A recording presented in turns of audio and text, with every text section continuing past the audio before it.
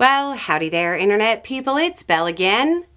So today, we're going to talk about Trump's losing streak in court. Trump started off his administration with a flurry of executive orders and actions. Many are being challenged, and a lot of those challenges have already led to them being blocked. Late last month, a federal judge in Washington blocked Trump's imaginative reading of the 14th Amendment and his attempt to end birthright citizenship in this country. This was the case where the federal judge appointed by Reagan said, quote, "I've been on the bench for over 4 decades. I can't remember another case where the question presented is as clear as this one is. This is a blatantly unconstitutional order." Now, a second federal judge, this time in Maryland, shot it down in a suit brought by pregnant women. The judge said, quote, "No court in the country has ever endorsed the president's interpretation. This court will not be the first." One of Trump's orders required trans women in federal prisons to be moved to men's facilities. On January 26th, that order was first put on hold by a judge in Boston.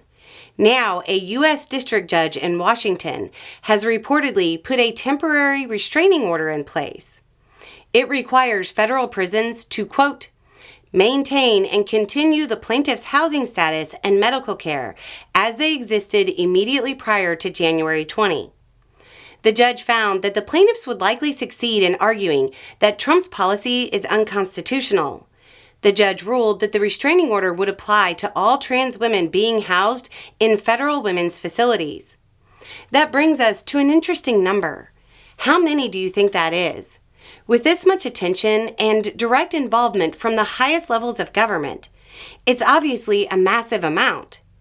If you guessed more than 100, you'd be wrong. Apparently the answer is 16.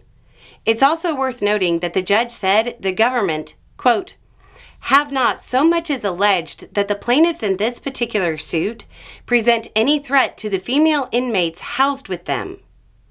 Trump and company are racking up a lot of suits in the first few weeks of the administration.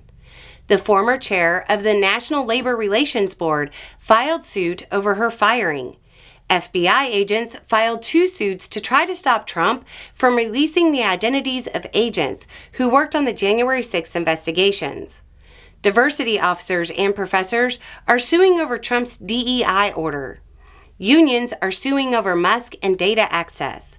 Trans people are suing over the executive order on that, and there's more. Also, it looks like U.S. aid employees and contractors will be filing suits soon as well. Many of these cases would be clear losers for the administration in any other timeline. Some are, well, I believe the judge said, blatantly unconstitutional. Trump thinks he knows a place where the Constitution doesn't mean squat. We'll see if Futurama was right about the Supreme Court. Anyway, it's just a thought. Y'all have a good day.